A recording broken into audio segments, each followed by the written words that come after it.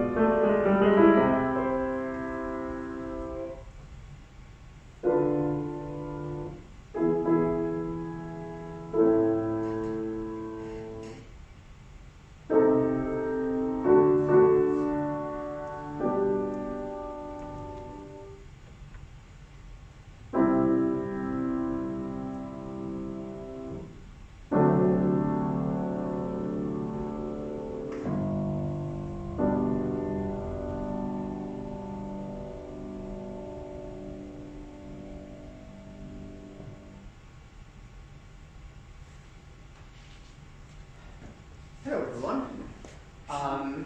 Thanks for joining in this lecture recital on the theme of German romantic piano music and storytelling. Now I've seen that we've got quite a varied and mixed audience today. We've got some musicians, lots of students, pupils, musicologists perhaps, not sure. Anyway, music lovers of all backgrounds, which makes it a bit tricky to target because there might be very different expectations, especially given the fact that this is an in-between that bridges the recital per se and the lecture, and it's a bit tricky to manage expectations.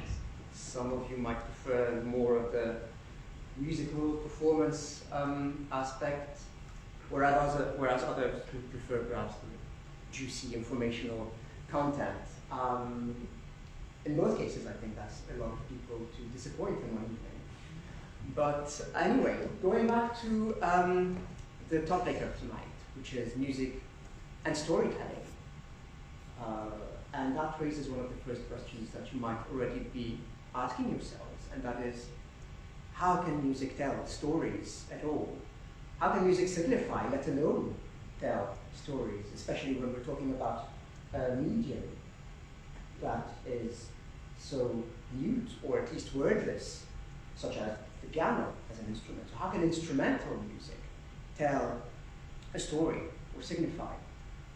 Well, let me start by saying that there is no easy answer to this, and I won't claim to give a full, exhaustive account of this topic that's very, very broad. But in fact, as a reminder, there's a whole branch of music analysis and musicology that is concerned with exploring meaning in music, and that is musical semiotics. However, I will not delve into the technicalities of semiotics and analysis, otherwise I'd be boring you all to death. Actually, what I want to do tonight is to look at specific pieces. By the way, they haven't printed a program, so if you need to check the program or the repertoire, you've got the link that you probably saw on the university website if you'd like to follow. But otherwise, I'll be talking about it all the time, so you won't lose track. So, where was I? Oh yes, looking at specific pieces, one after the other, and unpack a bit of the references that are, I won't say hidden, but embedded within the pieces, within the conventions of a time, and see how music can indeed refer to elements, images, sometimes very personal stories that lie outside of the music itself, if one seeks to look a little bit beyond the notes. And that's my job here, actually, to give some elements that might make the experience of listening as an audience, but also our experience as performers, a little bit more enriching, more vivid, more enriching, and I hope more enjoyable. So that brings us to the first part of the program that I think has a little opening, this small Beethoven Bagatelle, and a few short excerpts from Schumann's beautiful little cycle, Scenes of Childhood. And especially concerning the former, you might already be wondering, how does this tell a story of any kind? In fact, you've got the Beethoven Bagatelle again. This Bagatelle, or Bagatelle meaning a trifle, a little pretty thing of little importance. And indeed, it is almost Savoy music, no offense to Beethoven. It's a very cute little piece that doesn't seem to narrate anything beneath this nice little tune. However, we've got the hint of a beginning for this topic. If one looks more closely to what occurs in the middle section, towards the middle, we've got this very short yet compelling passage that's seemingly improvisated or almost overture like this, with little trails.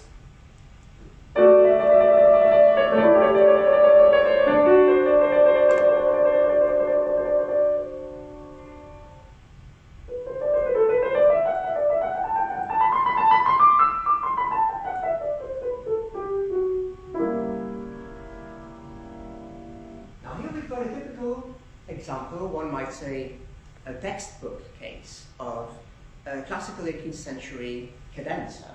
Now, a cadenza in the musical jargon is simply a part where the piece per se stops and the music stops, and where the performer has the ability to display their skill in a little run of scales of trill and to show off a little bit. And what does this have to do with the subject anyway?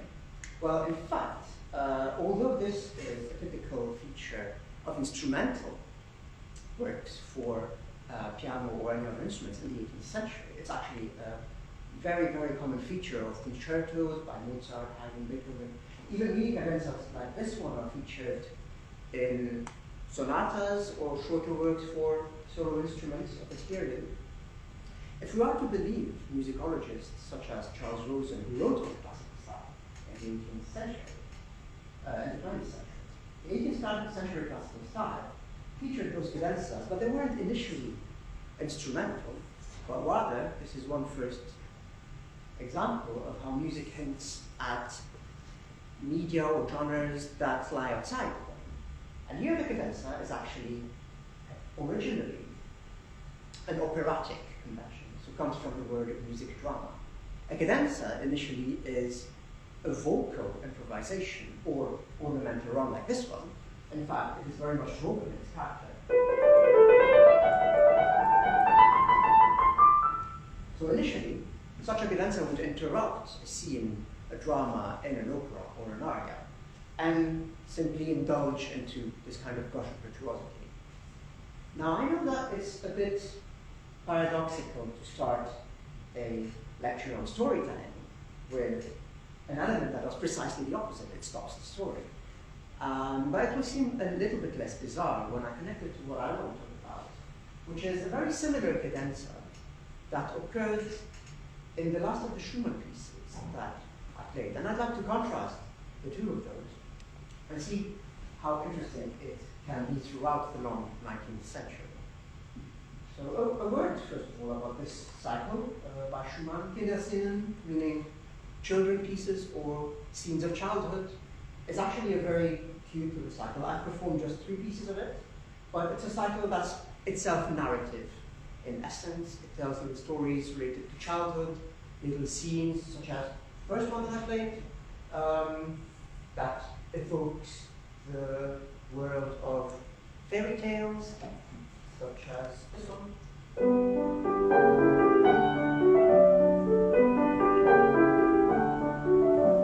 Some of them evoke children's games, frightening stuff. They all have cute little titles. In fact, it's the last cute comic relief in this recital, which is otherwise quite serious, so I hope you enjoy it. Another one might, I think it evokes some sort of public festivity.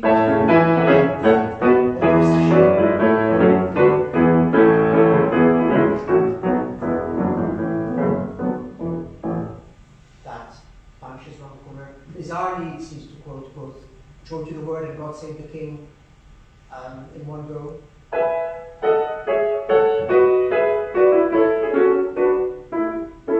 So this is the festive quotation for you. But what I really want to dwell on is this mysterious cadenza that occurs in the final one of the pieces that I've played. And here there's something very interesting that happens, because we've jumped from Beethoven, who lay at the juncture of the classical style, the 18th century style, and romantic proper or the 19th century. But here with Schumann, we're in the very middle of the 19th century with all its conventions and, shall I say, liberties. And we've got also this piece that closes the cycle, and it's also the last one that I played, that's entitled Der Dichter spricht, or in German, The Poet Speaks. And that doesn't sound very childish. It's actually quite a serious title to close a cycle dedicated to childhood. And that's why it's a bit mysterious, and it evokes the atmosphere of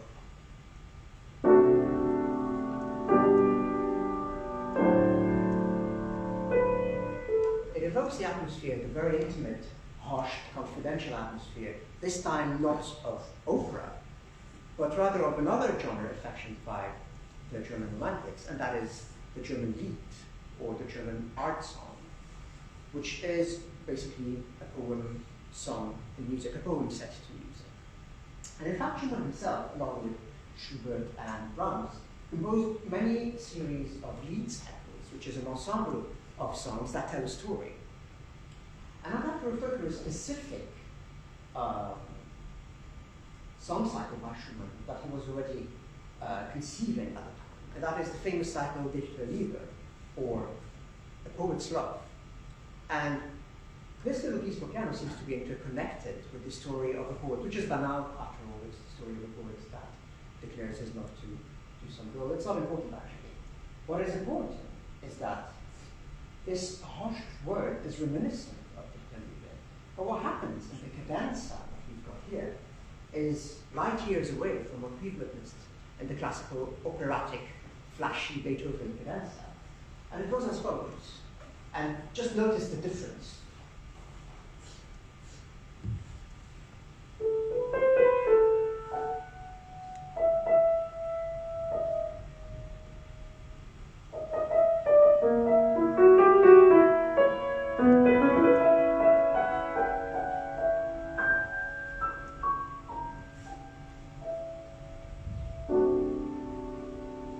Not so very operatic anymore.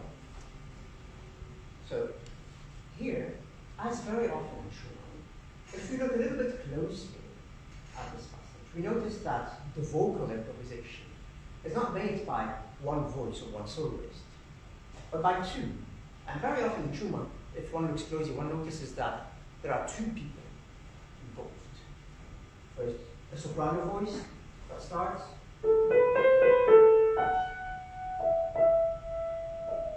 answered by a lower voice, answered again by the earlier voice,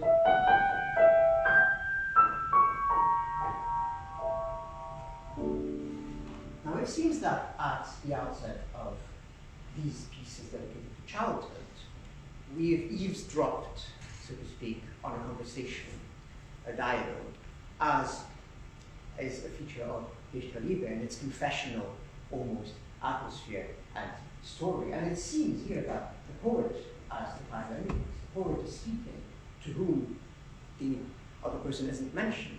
But it's as if we've stepped into adulthood at the end of this cycle dedicated to cute childhood games and stories, and it's almost too serious. And I think that's a beautiful opening that carries with it a lot of narration that has hidden in this little, very different cadenza, two characters speaking and engaged in some sort of scene or mise en scène that is staged before us.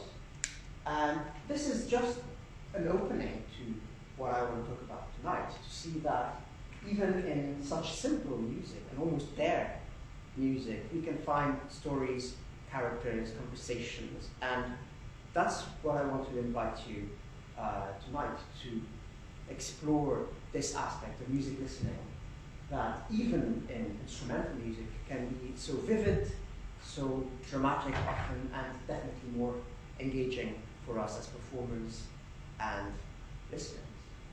Now this brings me to the second of the three parts of this recital, where I want to have a look at a very different story and very different music by a very different composer.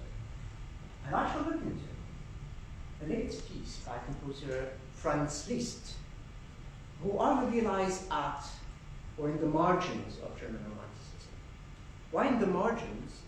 That's simply because although Liszt spent most of his career and had most of his influence in Germany, and that's where he settled in his late years, Liszt was initially Hungarian-born and was kind of a cosmopolitan touring artist in Europe. He settled in France, in Italy, and in Switzerland. He was a bit of an adventurer and was known in his youth for being a dashing, fiendish virtuoso who impressed crowds of people in all across Europe. And he was known for this almost superhuman technical ability and this flashy, extroverted musicianship. However, the late Liszt, who composed the piece that I'm going to play, turned away from this extroverted public life and consequently turned to a very different style in his mature years. That is more ponderous, more dark, I should say, and that really toyed with the boundaries of form, tonality, and challenged many established conventions of the 19th century European music.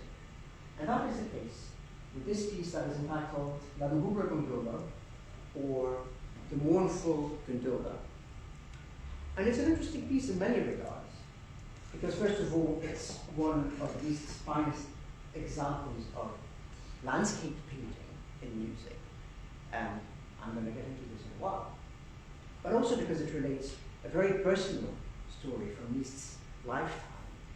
And all of these elements are so deeply embedded in the music that knowing a bit about them before hearing it actually would enhance our experience and make it much more vivid. So the story relates to Liszt's personal experience and specifically to his friendship with another great dramatist and composer of the 19th century, and that is Richard Wagner. Now that's not a lecture on Wagner, although it could be, because that's my conference, but it is related in this piece. It's related to this piece in this sense. The story goes as follows. That's Liszt telling the story after it occurred. In 1882, Liszt was visiting Wagner at the Palazzo Vendramin in Venice, where Wagner was spending the winter months. And while visiting Wagner, Liszt was overcome by a feeling of grief, an inescapable feeling of grief, and a premonition of his friend Wagner's death. And he couldn't resist thinking that this was the last time he was meeting his friend. So Liszt recalls that he was overlooking the Grand Canal on which the palace is situated, and in the winter fog and a very gloomy and dark landscape, he saw a solitary gondola passing. Now a gondola is those little boats they use to navigate the canals in Venice. And usually a gondola is the archetype of sunny Italy, the Mediterranean, and the joyful and youthful Italy. However, this symbol for Liszt, or this gondola passing for Liszt in the mist, was really an ominous symbol and a gloomy symbol of his grief. And he was inspired to write this musical piece. By the way, unfortunately, his premonition turned out to be true, because Wagner indeed died a month and a half after this happened. And later, Liszt dedicated this piece to Wagner in retrospect. So let's look first at the ways, the many, many ways in which this piece is I think, one of Liszt's finest examples of landscape painting or tone painting in music. In the sense that really it seeks to convey this gloomy, foggy setting, first of all by the opening, that seems to evoke the resonance in the distance of funeral bells tolling, and it's indicated as being performed with a long sustained pedal, which creates this echo and this sustained dissonance and this feeling of distance, as if we could hear the bells in the distance, and that's a very ominous kind of way to open a piece about Italy.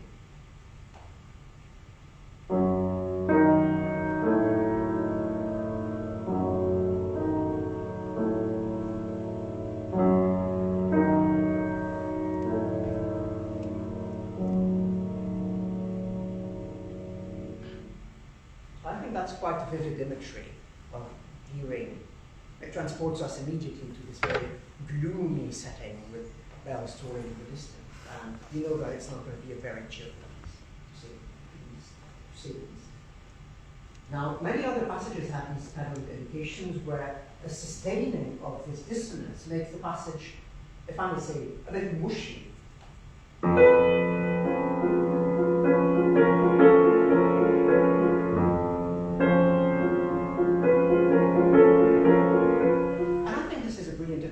Of the fog that's almost impressionistic in its landscape painting. One is reminded of later Debussy's impressionistic depiction of echoes and sounds or images in music, and I think that's a very avant-garde piece by Liszt.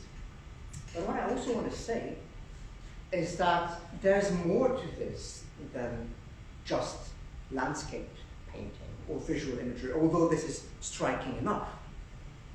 I think there's more in the sense that this piece is a very personal homage to Wagner by Liszt, because in fact it's a work that's written or filled with quotations from Wagner's work, and particularly one of Wagner's operas, which is one of Wagner's most profound and vivid reflections on life, death, transfiguration, and destiny, and that is Wagner's Tristan und Isolde.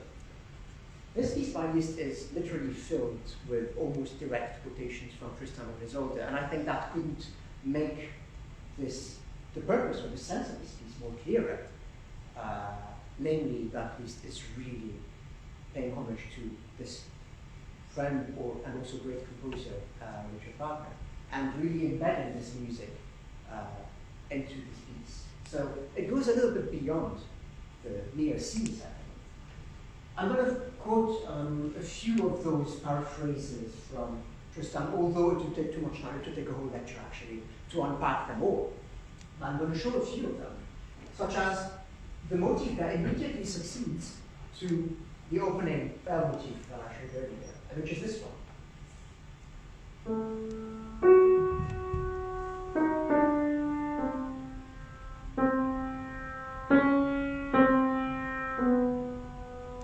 Now this, to those who know Tristan und Isolde, is almost a direct quotation of the opening line of the Tristan prelude to Act 1, this famous oboe melody that goes like this.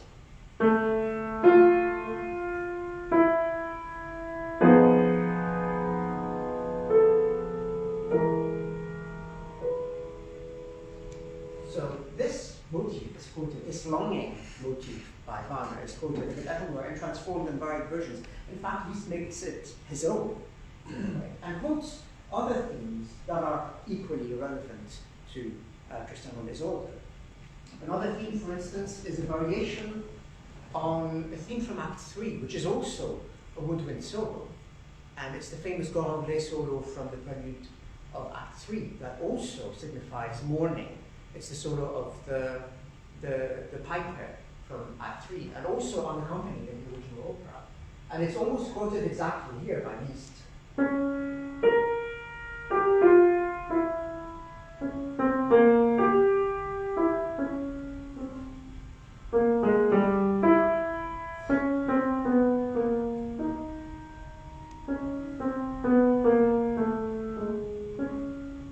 Here's another one, another motif.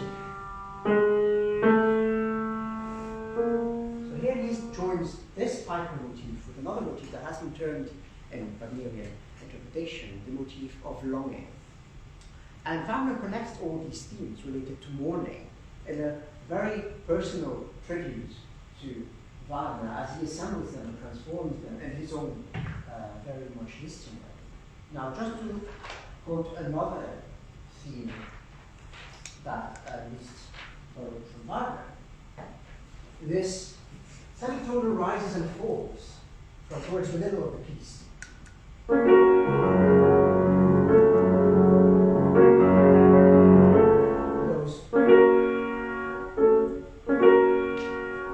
I don't expect you to know Wagner by heart, but to those who do, this is inevitably reminiscent of not Tristan und Isolde, but of the Ring Cycle, another huge saga by Wagner in 4 operas that depict Wagner's whole worldview of politics and destiny and humankind. I mean, it's a huge thing.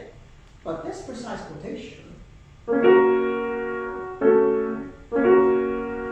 seems to echo the cries of the Rhine maidens in Das Rheingold, to those who know the words. And in this work, those outcries of the Rhine maidens in minor are the cries of a mournful nature that has lost its original purity.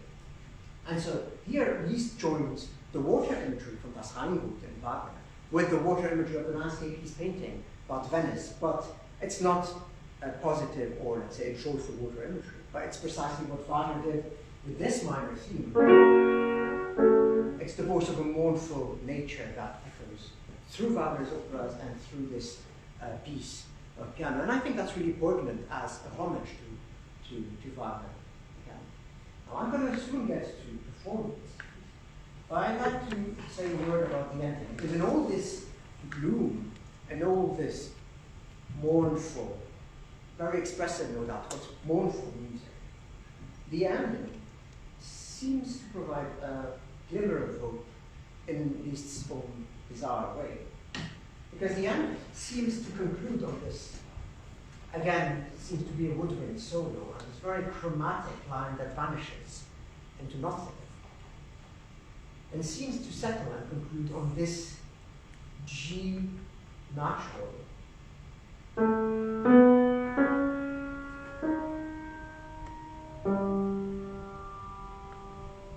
Which at the last minute is raised to G sharp, as if a question mark. Because in the midst of the despair of this piece, settling very clearly and finishing on G sharp, and we say, okay, here, we're done. What are we? And I think that's a really vivid fresco, a huge landscape a la Liszt, that's so evocative and so vivid, especially when we've learned about the story that lies behind it, that I think we're going to listen to it differently now, or if you know it, you're going to listen to it differently now. And I think, let's keep the story in mind, let's keep this whole thematic in mind, and let's delve into the lugubre gondola by Franz Liszt.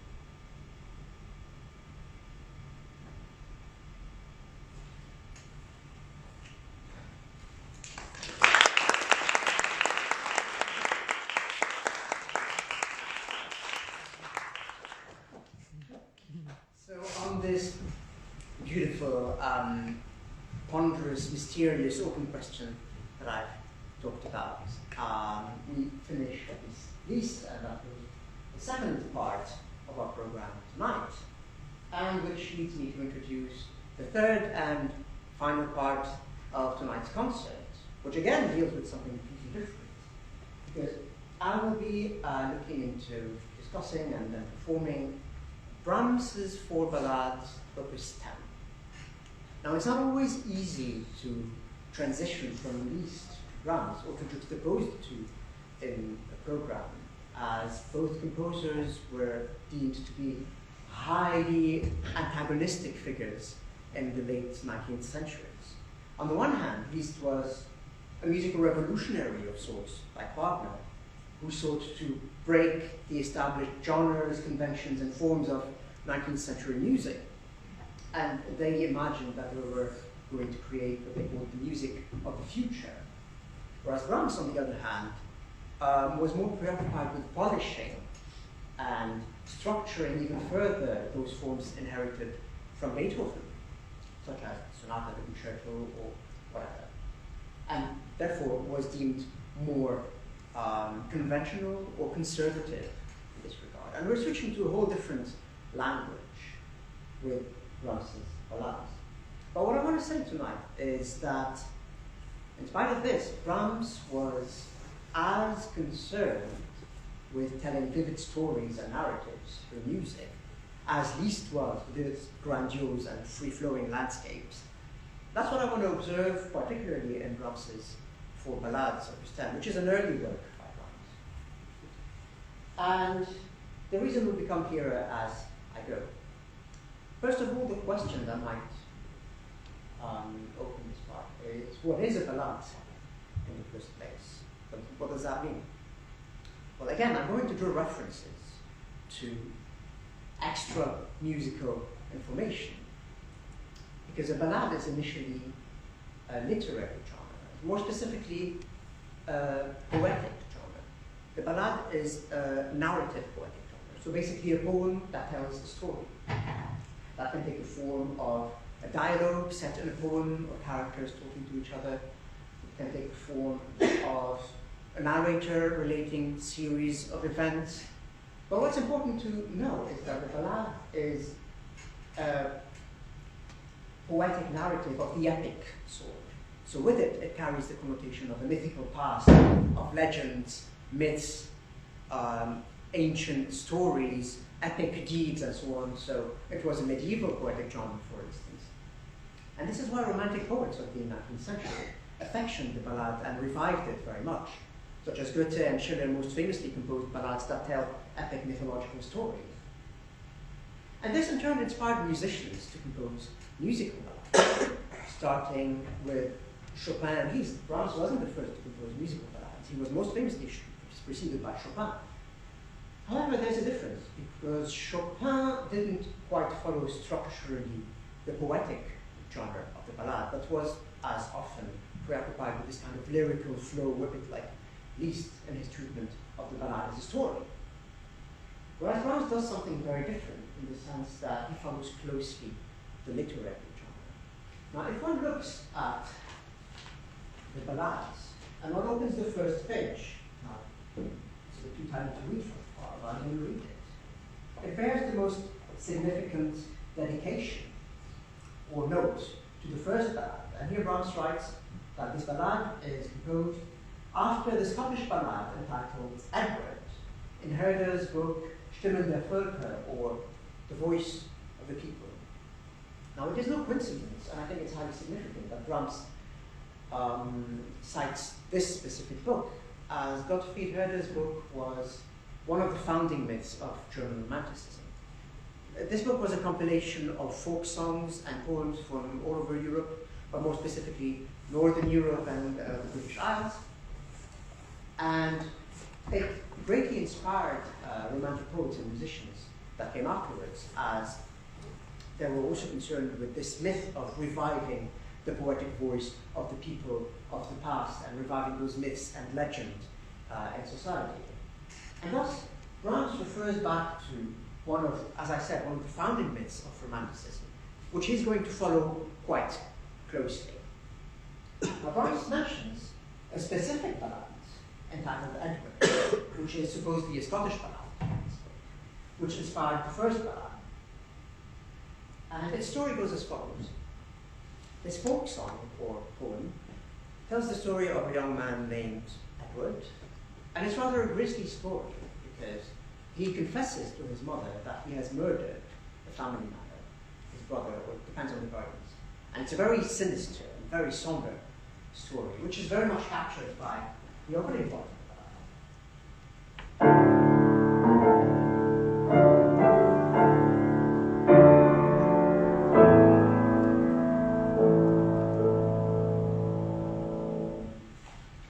Now, Edward confesses his crime to his mother, and his mother, in return, urges him to sin, because he's reluctant at first.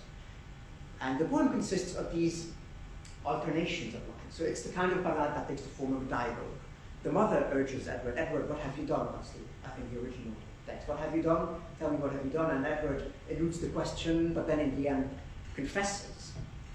What's very interesting here is that Brahms follows the structure of the poem and the dialogue, in the sense that the first opening gloomy theme seems to refer to Edward, the criminal son.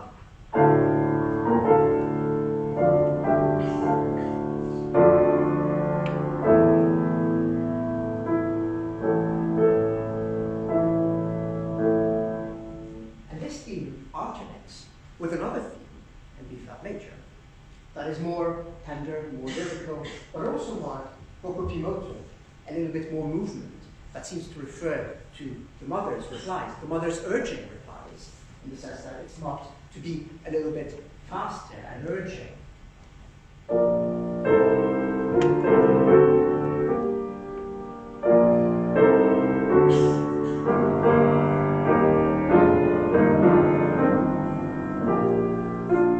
So these alternations of both Edward, it actually repeats twice, Edward the mother, and those themes contrast and retell actually the structure of the poem. And that's a very Brahmsian gesture, as Brahms was very much preoccupied with structural clarity. But here he's actually taken over this structure from the original poem.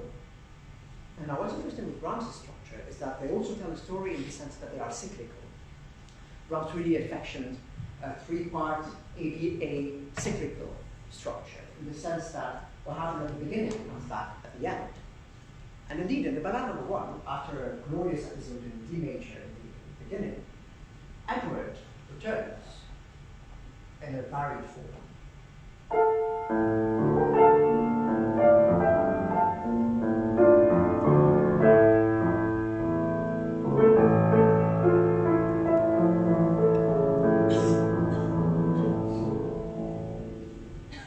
Changes here is that the second theme, supposedly the theme of the pressing mother's question, is absent from the third part where this returns. And this is, I think, one instance of Brahms as a composer rewriting the story and creating a narrative or a variation of his own. So one wonders at this point, what has happened to the second theme? What has happened to the mother? Has something happened to her? Has she been murdered herself? Has she vanished? Has she disappeared? Is she guilty? that was one of the variations of the folk song, that the mother ends up being guilty as well.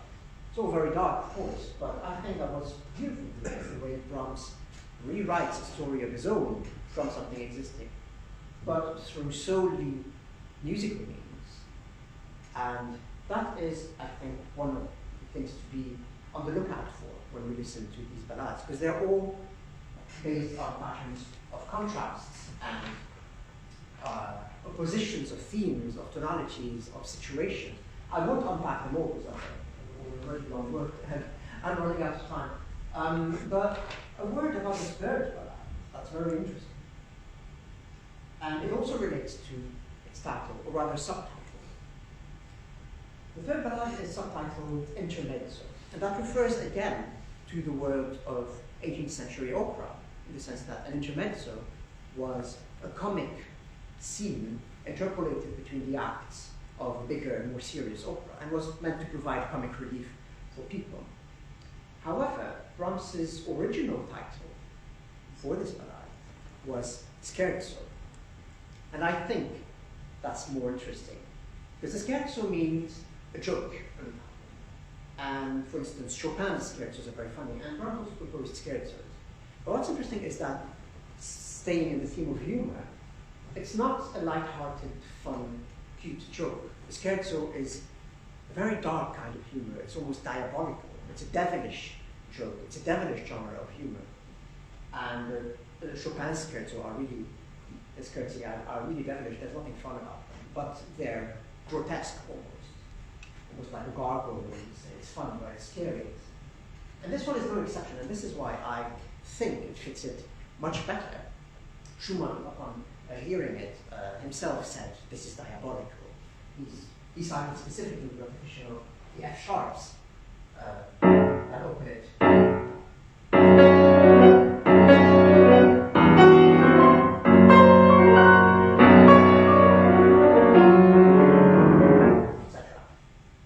Also the F sharps that occur in between. Anyway, so this evokes another romantic 19th century trope of the devilish, of the diabolical dance. One thinks of many pieces by classical composers, later Saint-Saëns' Danse Macabre, Berlioz's Symphonie Fantastique with the witches' Sabbath, scenes from the Faust myth set to music by various composers. And this seems to evoke this diabolical word that is only interrupted in the middle, again, contrast of stories and situations, by the tolling of a bell.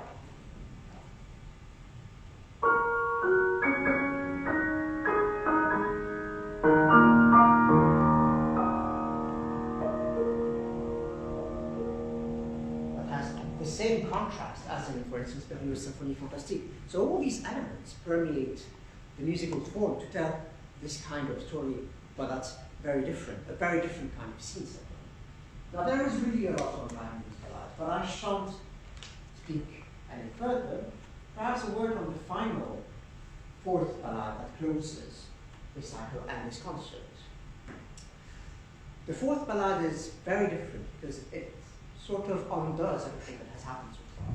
In the fourth, there's no evocation of witches, mothers, murders, devils, bells, and whatnot, in the sense that the fourth ballade is almost bare and abstract in its soliloquizing and its interiority.